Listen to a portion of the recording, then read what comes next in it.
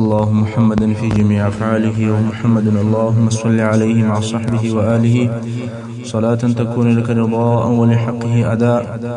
أما بعد، رسول صلى الله عليه وآله وسلم د سیرت ننویمه برخه په تیره برخه کې مو د تبوک د غزا بیان تر دې ځای پر رسولی و چې ابو خیثمه رضی الله عنه قسم وکوي والله دغه عریش ته به نه درننوځم تر څو چې زما د سفر دپاره بوده او خوراکه را برابره کړي چې په رسول صلی الله علیه وسلم پسې رهي سم. واقعا هم ابو خیثمه رضی الله عنه هغه عریش ته نه ورلی څو د ده د سفر دپاره بوده او خوراکه ور برابر سول او سمدستي په رسول صلی الله علیه وسلم پسې رهي سو. عادتا لشکر سي څه تګ او مزل وکړي بیا په یو ځای کې د راحت دپاره اړوي، مګر ابو خیثمه رضی الله عنه بل اشد ضرورت نه اړوي او نه پاتې کیږي، پر لپسې تک کوي. ابو خیثمه رضی الله عنه اوس د تک په حال کې دی نو د لې پرېږده. د رسول صلی الله علیه وسلم دا عادت و چې په لشکر کې به ګرځېدی، د خلکو د حالاتو معلومات به یې کوئ. دا ور معلومېدله چې څوک پاته دی یا د لشکره څخه خو به څوک نه وي پاته سوی یا ورک سوی. زموږ دپاره دا هم یو د غور او د دقت موضوع ده چې رسول صلی الله علیه وسلم ته دا ور معلومېدله چې د 10,000 نفرو څخه څوک سته او څوک نسته، څوک خو به ورک سوی یا پاته سوی نه وي، او که به څوک نو موجود د هغه طلب به کوي چې څه شو، کم تکلیف خو به نه ورته پیښ سوی. دا د رسول صلی الله علیه وسلم د خپلو اصحابو پر ساتنه او پر سلامتیا باندې حرص او کوشش و. نو رسول صلی الله علیه وسلم ته دا ور معلومه سوه چې په لشکر کې ابو خیثمه او کعب ابن مالک او هلال ابن امیه او مراره ابن کعب، مراره ابن ربیع او د اصحاب کرامو څخه څه نور نفر نسته رضی الله تعالی عنهم اجمعین. خلقو پر دغه پاتسو خلقو باندې عیب وی.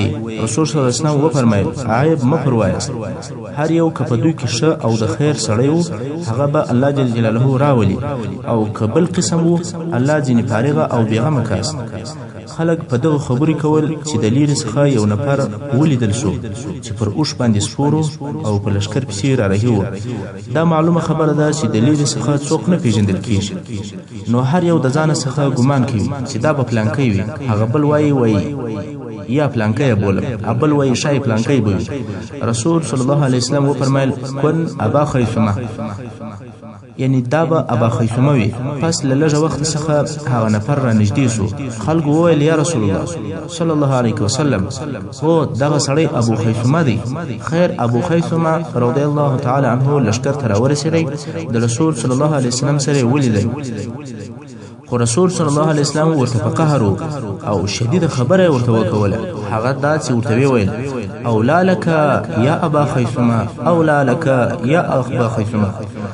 ابو خیثمه رضی الله تعالی عنه عذر وای، خو رسول صلی الله علیه وسلم په تکرار سره دغه جمله ورته وای اولا لک یا ابا خیثمه. محدثین دغه اولا لک ترجمه داسې کوي چې هلاک ته نږدې سوی، هلاک ته نږدې کې یا ابا خیثمه، یعنی قریب و چې هلاک سي. کله الله جل جلاله رحم نه وای نو هلاک سوی به وای. او بیا نبی الرحمه صلی الله علیه وسلم عفو ورته وکوله، بلکې د خیر دعا هم ورته وکوله. نو ابو خیثمه رضی الله تعالی عنه د خپل عدل او د صحیح قضاوت د برکته د الله جل جلاله د عذاب څخه خلاص شو. لشکر رهیدي په لار کې حجر ته ورسېدل. حجر د یو ځای نوم دی چې مدائن صالح هم ورته ویل کېږي، او دغه ځای د صالح علیه السلام د قوم چې سمودیان ول د هغو د استوګنې ځای و. رسول صلی الله علیه وسلم تر دغه حجر د باندې خیمې ودرولې. اوس د مسلمانانو سره اوبه هم نسته، نو مسلمانان ولاړل. د هغه څاهانو څخه اوبه راوړې چې په دغه حجر کې موجود وي. په دغه اوبو سره وړه خشته کړ او نور هم د خپل ضرورت لپاره دغه اوبه راوړي او استعمالوي. رسول صلی الله علیه وسلم ته معلومات نه و چې دغه اوبه د کومه ځای څخه راوړي دي. بیا په وروسته کې معلومات ورته وسول چې دغه اوبه د حجر یا مدائن صالح څخه راوړي دي. رسول صلی الله علیه وسلم په قهر شو، ځکه هغه قوم چې دلته اوسېدی هغه سمودیان ول، او پر هغه د الله جل جلاله قهر او غضب نازل سوی و، د الله لعنت پر سوی و، او الله جل جلاله د دې په کورو او په ځایو کې اوسېدل منع کړي ول. لکه څنګه چې الله جل جلاله په سورة ابراهیم 45 نمبر آیات شریف کې فرمایي: اعوذ بالله من الشیطان الرجیم وسكنتم في مساكن الذين ظلموا أنفسهم وتبين لكم كيف فعلنا بهم وضربنا لكم الأمثال. تاسي د هغو کسانو په کورو کې اوسېدلاست چې پر خپلو ځانو یې په کفر او په ګناهو سره ظلم کړی و، او تاسې ته معلومه او ښکاره سوه چې موږ په هغو څنګه کار وکوئ یا څه مو په وکول. تاسې ته موږ مثالونه بیان کړي دي. نو ځکه رسول صلی الله علیه وسلم د دغه قوم د هر شي استعمالول منع کړل، که د دوی اوبه وي او که کورونه. رسول صلی الله علیه وسلم امر وکوئ چې ټولې هغه اوبه چې د حجر څخه تاسې راوړي دي هغه چپه او توکئ، او هر هغه اوړه چې د حجر په اوبو باندې خشته او لانده سوي دي هغه اوښانو ته ورکئ.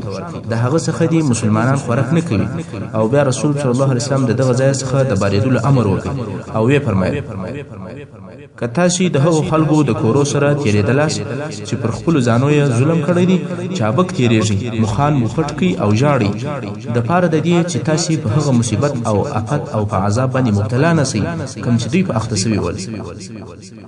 نو زموږ دپاره دا سنت طریقه ده چې پر هغه قوم یا هغه منطقه چې موږ تېرېږو، پر کم قوم چې د الله جل جلاله عذاب نازل سوی وي، خصب سوي وي یا هلاک سوي وي، موږ باید تر هغه ځای په ژړا او په چابکي سره تېر او مخان پټ کړو او دا دعا د ځانه سره وایو: اللهم لا تجعلني من القوم الظالمين. الهي ما د ظالمانو د قوم څخه مه ګرځئ. خیر لشکر تر حجر تېر سو، مګر اوس اوبه نه لري. هغه اوبه چې د حجر سره وړي وي هغه د رسول صلی الله علیه وسلم په امر باندې چپس وي او تویه کې. مسلمانانو د اوبو د نه درلودلو په سبب باندې په تکلیف سول. نو رسول صلی الله علیه وسلم ته په شکایت ورغلل: قل یا رسول الله هیڅ اوبه نه لرو، 10000 نفره لشکر دی او اوبه نه لري. رسول صلی الله علیه وسلم دعا وکوله. اصحاب کرام وایي والله په اسمان کې هیڅ اوریځ نه و، خو اوریځې پیدا شوې او سره یو ځای شوې. باران په اوریدلو شروع وکوله. صحابه کرامو غسلونه وکول او اوبه یې وڅښلې او خپل لوښي یې ټوله ډک کړل او بیا د ځانه سره ډېرې اوبه ورسره یوړې. چې کله د دې ځای څخه دوی روان شول پر ټوله لار باران نه وسوی، بې له هغه ځای څخه چې دوی هلته اړولي ول. الله لره دې پاکي او حمد وي، فقط د دوی د ضرورت لپاره څه باران وکوئ او نور ټوله لار وچوه. دا هم د رسول صلی الله علیه وسلم د معجزو څخه یو معجزه وه. امام احمد رحمه الله د ابو هريره رضی الله تعالی عنه څخه روایت کوي چې وایي د تبوک په غزا کې د خلکو خوراکي مواد خلاص ول او په لوږه اخته سول. نو ولیا رسول الله صلی الله علیه وسلم که اجازه راته وکړئ چې موږ د خپلو اوښانو څخه ځینې حلال کړو او وی خورو، دا به ډېر شي. تاسو ته د مسلمانانو د اوښانو لږوالی هم در معلوم و چې څو نفره به په یوه اوښ باندې سرشریکان ول او د دې نفرو سامانونه به ټول پر د اوښ بار ول، او اوس د لوږې څخه د دغو اوښانو د حلالولو اجازه غواړي. رسول صلی الله علیه وسلم وفرمایل: حلال یې کړئ. حضرت عمر رضی الله عنه وویل: یا رسول الله، که دوی اوښان حلال کړي د سامانو د وړلو دپاره مو حیوانات کمیږي، نو ته دوی امر که چې هغه لږ خواړه کوم چې د دوی سره پاته دي هغه دې راوړي او بیا به ته د برکت دعا ورته وکړې، ښایي چې الله جل جلاله دغه د دوی په خوړو کې برکت واچوي. رسول صلی الله علیه وسلم هم امر وکوي چې یو فرش اوار کړي او ویې ویل: ستاسې سره چې کوم خواړه پاته دي هغه راوړي. نو چا یو موټ جواري را اخیستې ول، چا یو موټ خورما وي، چا د ډوډۍ یو ټوکره را اخیستې وه، پر دغه فرش یې ایښوله. څو پر دغه فرش باندې د خوړلو لږ شیان کښېښول سول. د ټول لښکر سره دغه شیان پاته ول. بیا نو رسول صلی الله علیه وسلم دعا وکوله او د لښکر خلکو ته یې وویل: په خپل لوښو کې دغه خواړه وړئ، هر یو راځي خپل لوښي ډکوي او ځي، ترڅو په لښکر کې داسې لوښی نه سو پاته چې هغه د ډک نسي. ټولو تر مړېدلو پورې خوراک وکوئ او خپل لوښي هم ډکل. خو بیا هم پر دغه فرش باندې څه خواړه لا پاته ول. رسول صلی الله علیه وسلم وفرمایل: اشهد ان لا اله الا الله وانی رسول الله. هر بنده چې پر دغه کلمه باندې شک ونه لري د الله سره به نسي ملاقات مګر په داسې شان باندې چې جنت به د ده څخه نسي پټ. یعنی هر هغه څوک چې پر دغه کلمه په صدق او په اخلاص سره ایمان ولري هغه به جنت ته ځي، البته د ګناهو تر جزا وروسته. دا هم د رسول صلی الله علیه وسلم د معجزو څخه یو معجزه وه. خیر لشکر د تبوک پر طرف باندې رهیدي خو ابو ذر رضی الله تعالی عنہ قرار د لشکر څخه ترشا پاتېږي څو دونه ترشا سو چې نور نو نه معلومېدی کله چې رسول صلی الله علیه وسلم د لشکر د افرادو معلومات کوي چې څوک نسته یا څوک ستا یا څوک به پر لارې نه پاتې سوی معلومه خبره سو چې ابو ذر رضی الله عنه په لشکر کې نسته ځینو کسانو پر ابو ذر رضی الله عنه عیب ویل شروع کړ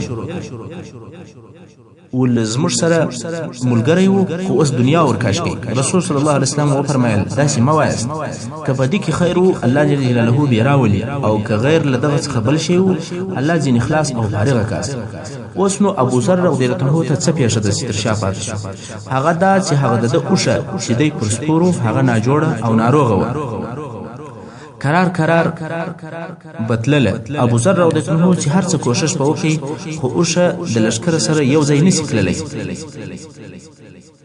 ځکه هغه ناروغه ده کیس تګ نشي کولی نو خود قرار تر شا پاتې کېدی تر څو تر سترګو نیهام سو بالاخره اوښه داسې حال ته ورسېدله چې هیڅ تګ نشي کولی نو پرېوتله ابو ذر رضی الله عنه هر څه کوشش وکوي چې ولاړ یې کړي خو هغه د ولاړېدلو نه ده او پیاده تګ هم سخت او مشکل دی چې پر پښو ولاړ شي ځکه تبوک ډېر لیرې دی اوس ابو ذر رضی الله عنه په حیرت کې دی چې بیرته مدینې منورې ته ولاړ سم او که پر پښو په لښکر پسې رهي سم خو دواړه کاره ډېر سخت او مشکل ول ځکه که مدینې منورې ته ولاړ شي د جهاد څخه پاتې سو او که په لښکر پسې پیاده ځي ډېره زیاته لار ده او دغه سامان چې ورسره دی هغه څه به وکړي خو په اخر کې ابو ذر رضی الله عنه دا فیصله وکوله چې په لښکر پسې به پیاده ځم اوښه یې پر دغه ځای پرېښوله هغه سامان او خوراکي شیان چې پر اوښه باندې بار ول دونه یې ورسره واخیستل چې ده وړلی سوی نو پلنډه یې په شاته په لښکر پسې پیاده رهیدی نور ټول لشکر سپاره دي هو ځینې اوښان داسې ول چې یو اوښ به په څو نفرو شریک وو خو لږ تر لږه د دغو نفرو سامانونه به پر هغه اوښ باندې بار ول او یوه به په نوبت باندې خپل ځان هم پر اوسا کوي خو پر یو مخ پیاده نفر په لشکر کې نه و موجود چې خپل خوراکي مواد هم په اوږو رااخیستي وي بې له ابو ذر رضی الله عنه چې هم پیاده را روان و او هم یې هغه خوراکي مواد او خپله پلنډه په شا وه لشکر پر لارې د استراحت لپاره په یو ځای کې اړوي خو ابو ذر رضی الله عنه پرله پسې تګ کوي آرام او استراحت نه کوي غواړي چې د رسول صلی الله علیه وسلم په ملګرتیا باندې جهاد وکړي او د جهاد څخه نشي پاتې څو لشکر ته ورنږدې سو خلکو د لیرې څخه یو نفر ولیدی چې تر شا پیاده پسې را روان دي او په پښو باندې وررهي دي خلک په تعجب کې سول چې په دې ګرمي کې او په دې وچ دشت کې یو نفر څنګه پر پښو باندې په دوی پسې رهي دي د خلکو څخه هر یو وایي دا به پلانی وي ابل وایي دا به پلانی وي خو رسول صلی الله علیه وسلم وفرمایل کن ابا ذر کن په عربي کې د امر لفظ دی یعنی ابا ذر سه مګر دلته مقصد دعا ده یعنی الله دې وکړي چې ابو ذر وي هغه هم ابو ذر رضی الله تعالی عنه په لشکر پسې ورورسېدی رسول صلی الله علیه وسلم ته د خپلې اوښې د ناروغۍ او د ناجوړۍ حالات وویل رسول صلی الله علیه وسلم دعا ورته وکوله او ویې فرمایل رحم الله ابا ذر يمشي وحده ويموت وحده ويبعث وحده رواه مستدرک یعنی الله جل جلاله دې پر ابو ذر رضی الله تعالی عنه باندې ورحمیږي یوازې تګ کوي او یوازې بمري او د قیامت په ورځ باندې به یوازې راپاڅول کیږي دا د ابو ذر رضی الله عنه درجه او مقام دی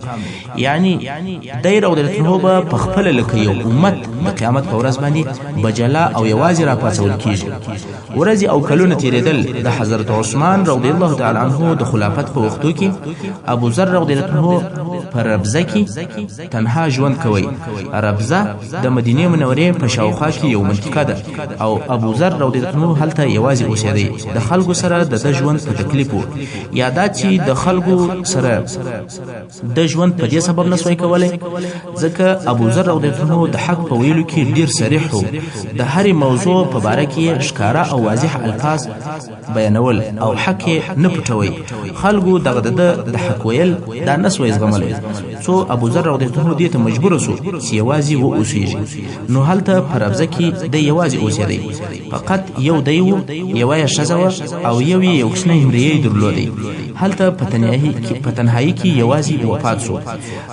د وفات په وخت کې دی پوهېدی چې ښځه یې نشي پټولی او نشي ښخولی، ځکه هغه هم سپین سرې وه. نو یې خپلې ښځې ته وویل که زه مړ شوم نو پس له غسله او د کفنه مې د مدینې منورې پر دغه عمومي لار باندې کښېږدي، ښایي یوه قافله به تېرېږي و هغو ته ووایاست چې دا د رسول صلی الله علیه وسلم ملګری ابوذر دی. هغه د قافلې خلک به مې بیا ښخ کړي او بیا وفات شو. ښځې او مرې هم پس له غسله او د کفنه څخه دغه د جسد پر هغه عمومي لار باندې کښېښوله چې هغه لار د عراق څخه و مدینې منورې ته راغلې وه. په دغه وخت کې د عراق څخه یوه قافله را روانه وه چې عبدالله ابن مسعود رضی الله عنه هم ورسره ملګری و. د قافلې خلکو ولیدل چې د لارې په مابین کې یو جنازه پرته ده. هغه کښنی مریی ور ولاړ شو او ویې ویل دغه جنازه د رسول صلی الله علیه وسلم د ملګري ابوذر رضی الله عنه ده، په ښخېدلو کې مرسته راسره وکوئ. عبدالله ابن مسعود رضی الله عنه وژړل او ویې ویل زه شاهدي ادا کوم چې ما د رسول صلی الله علیه وسلم څخه واورېدل چې ویې فرمایل رحم الله ابوذر ابا ذر یمشي وحده ويموت وحده ويبعث وحده. الله دې پر ابوذر ورحمېږي، یوازې تګ کوي او یوازې به مري او یوازې به د قیامت په ورځ راپاڅول کېږي او بیا د قافلې خلکو ښخ کوي. دا په دنیا کې د ابوذر رضی الله عنه درجه او په آخرت کې د ده رضی الله عنه خاصه درجه او خاص مقام دی چې یوازې به راپورته کېږي. خیر د مسلمانانو لښکر د تبوک طرف ته رهي دی. اوس چې تبوک ته ورنږدې شول رسول صلی الله علیه وسلم وفرمیل سبا به انشاء الله تعالی د تبوک وچینې ته ورسیږو چې وشل ورته ویل کېدی. وشل په لارې کې یو لوی ډبره وه چې د هغې څخه لږ لږ اوبه راڅڅېدلې، دونه لږ اوبه وې چې په څاڅکو یا په قطرو باندې ځینې راتویېدلې چې هغه جمع سوي او یو ځای سوي اوبه د یو څو نفرو بسېدلې. نو رسول صلی الله علیه وسلم وفرمیل موږ په لاره کې پر دغه وشل ورځو او هلته تر هغو نسو ورسېدلی تر څو چې ورځ ښه پخه نسي، یعنې ښه لمر راپورته نسي. او که یو څوک تر موږ د مخه هلته ورورسېدی د دغه اوبو څخه دې شی نه اخلي تر څو چې زه ورسېږم. دا خبر په لښکر کې نشر شو او ټول خلک په خبر شول چې موږ په لاره کې پر وشل ورځو او که څوک د مخه ورورسېدل اوبه دې نه اخلي. معاذ ابن جبل رضی الله عنه وایي په سبا کې موږ هغه ځای ته ورلو خو تر موږ د مخه دوه نفر هلته ورغلي ول. موږ چې ورورسېدو د وشله څخه لږ لږ اوبه راڅڅېدلې او هغه نورې جمع سوي اوبه دغه دوو نفرو اخیستې وې. رسول صلی الله علیه وسلم د دغه دوو نفرو څخه پوښتنه وکوله ول ایا تاسې د دغه اوبو څخه شی واخیستی؟ هغه وویل هو. رسول صلی الله علیه وسلم ته قهر ورلی او ویې ویل لعنهم الله، ایا ما نه وویلي که څوک تر موږ د مخه ورورسېږي د دغه اوبو څخه دې شی نه اخلي او بیا دغو څاڅکو ته انتظار وکوئ څو لږ اوبه سره جمع شوې. رسول صلی الله علیه وسلم په دغه اوبو باندې خوله او لاسونه او مخ پرېولل او پر دغه ډبره باندې تو کړې او هغه اوبه یې هم پر د ډبره توکې. خلک ورته ګوري وایي موږ په دغه ډبره کې داسې اواز واورېدی لکه د رعد یا د تالندې غړمبهاری او بیا ډبره سره وچاودله. د ډبرې څخه یو چینه راوبهېدله او یو چینه را ایله سوه. خلکو دغه اوبه وچښلې او خپل لوښي یې په ډک کړل. رسول صلی الله علیه وسلم وفرمیل لعنهم الله، که هغه اوبه پرې ایښې وای په جزیرة العرب کې به یو لو واله یا نهر بهېدلی. معاذ رضی الله عنه وایي بیا رسول صلی الله علیه وسلم راته وویل یا معاذ که چیرې ستا ژوند اوږد سو ته به ووینې چې دغه شیله او منطقه به په باغو ډکه وي. اوس د تبوک او د هغه د شاوخوا ټول باغونه او زراعت د دغه وشله څخه دي. او که رسول صلی الله علیه وسلم وویل او که دغه دوه نفرو هغه اوبه پرې ایښې وای بیا به په جزیرة العرب کې یو لو واله بهېدلی.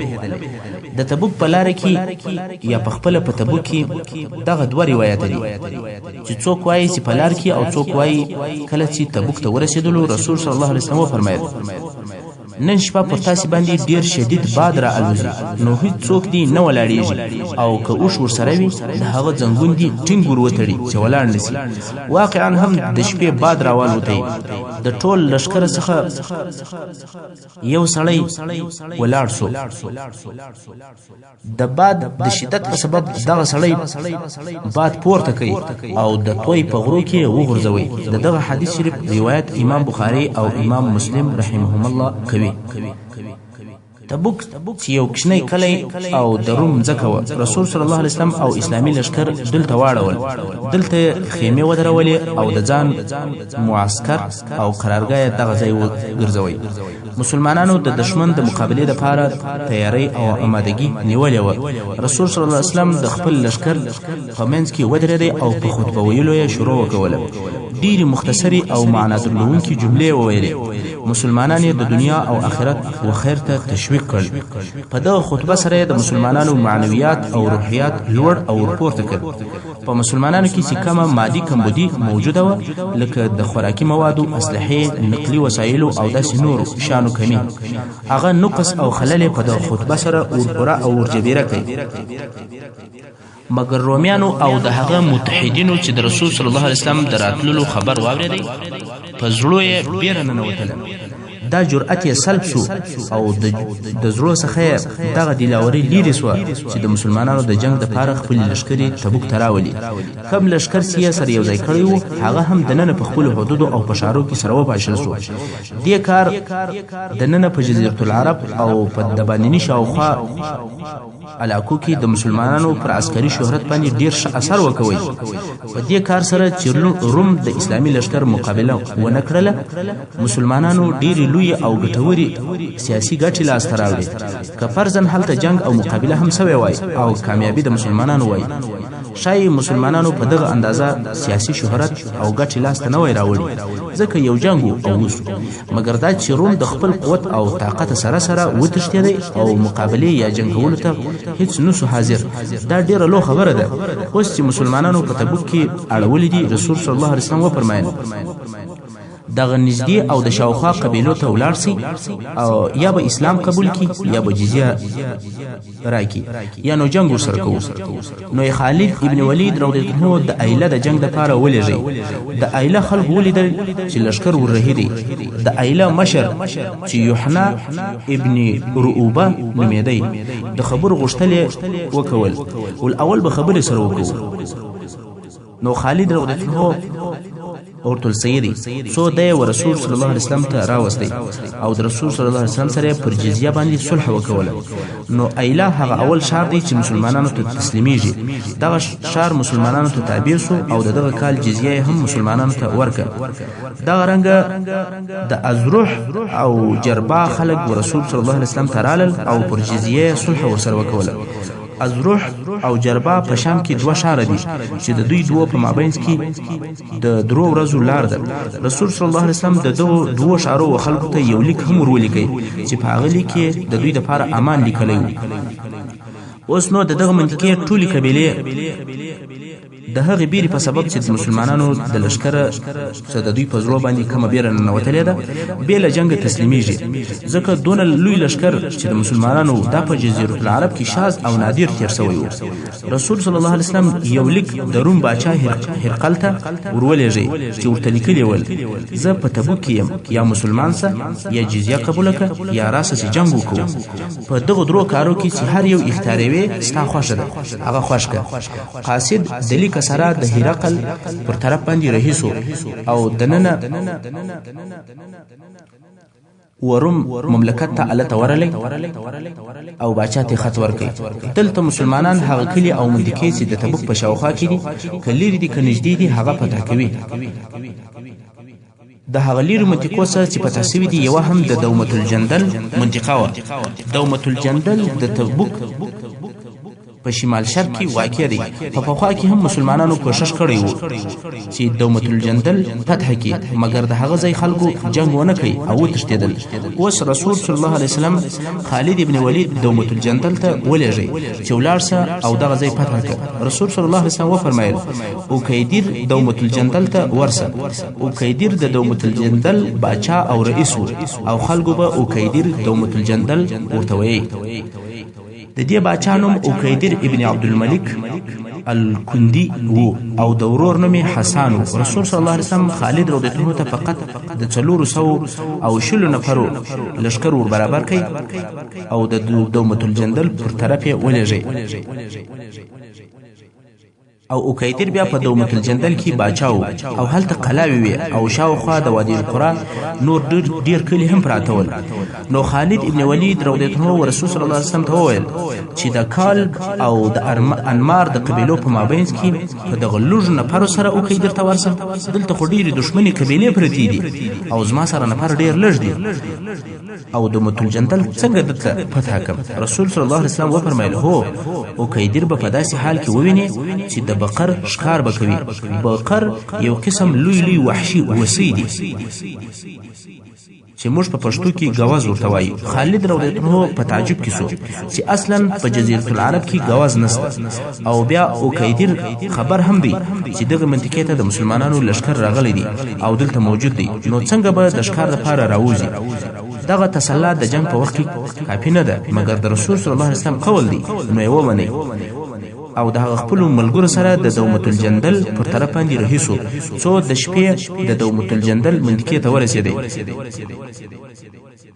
دغه شپې هم هغه شپې دي چې په سپوږمۍ باندې روښانه شپې دي، یعنی سپوږمۍ ښه پوره او روښانه ده، ځمکه په ښکاره ده. خالد ابن ولید هلته کمین ونیوی او د دومة الجندل د قلاو مراقبت او څارنه کوي. ټوله قلاوې تړلې دي، پر بامو پیرداران ولاړ دي. خالد رضی الله عنه په انتظار دی چې غوز به راسي او اوکیدر به د هغو د ښکار دپاره راووځي. نو هلته نه غوز ته او نه بل شی شته، هېڅ شی نه معلومېږي. دی بیا هم د رسول صلی الله علیه وسلم پر قول باندې ایمان لري. څه وخت چې تیر شو نو خالد رضی الله عنه ولیدل چې د غوزو یو ګله را روانه ده، ډېر غوزونه دي. دی ورته ګوري او په انتظار ناست دی. څو غوزونه د دومة الجندل و قلاو ته ورنږدې شول. په دغه وخت کې بیا اوکیدر د خپلې ښځې سره د قلا پر بام ولاړ دی. هغه هم وتبوک ته د مسلمانانو په راتګ خبر دی، څار او مراقبت کوي. دوی پوهېدل چې په هره لحظه کې او په هر وخت کې د مسلمانانو د حملې امکانات شته. که ګوري د غوزو یو ګله را رهي ده او قلا ته ورنږدې شول. اوکیدر چې د ښکار ډېر شوقي و، مګر په دغه وخت کې د وتلو نه دی، ځکه ډیر سخت بیریږي او په هر لحظه کې د حملې امکانات او د جنگ امکانات شته. نو د ځانه سره وویل چې یا نه ورځم. غوزونه نور هم ورنږدې شول، تر داسې اندازې چې په خپلو ښکرو یې د قلا دیوالونه وهل. دی ورته ګوري په ټول عمر داسې نږدې ښکار نه ورته راغلی. د اوکیدر ښځې ورته وویل یا اوکیدر آیا ته دغه غوزونه نه وینې؟ ده وویل هو وینم یې. ول دغه ښکار څنګه پرېږدې؟ ده وویل هو والله دا ښکار د پرېښولو نه دی. او ویې ویل د ښکار سامان مې راکړي، ځکه ښکار ډېر نږدې ورته راغلی دی، لیرې تګ او ستړیا نه غواړي. ول ښکار کوم او بیرته راځم. د اوکیدر سره د وتلو دپاره څو نور نفر هم تیار شول چې یو هم د اوکیدر ورور حسان و. په دغه شپه حسان هغه خپل ښه او ښایسته کالي یا چپنه اغوستي ول چې د ورېښمین ټوکره څخه جوړ سوي ول او د زرو طلایي کار هم پر سوی و. حسان خپل کالي نه کل بدل ول، فقط به د کلا څخه وروځو او غوزونه به ښکار کو او بیرته به کلا ته راننوځو. په دغه وخت کې چې دوی ځانونه برابرول، غوزونه د کلا څخه څلیرې سول. دوی چې ځانونه تیار او آماده کړل او راووتل، د غوزو ګله څه نور هم لیرې سوې وه. محترم اوریدونکو، څنګه چې وخت پای ته رسیږي، زموږ پاته برخه د سیرت په راتلونکي حصو کې واورئ. وصلی الله تعالی علی خیر خلقه محمد و آله و اصحابه و اهل بیته اجمعین.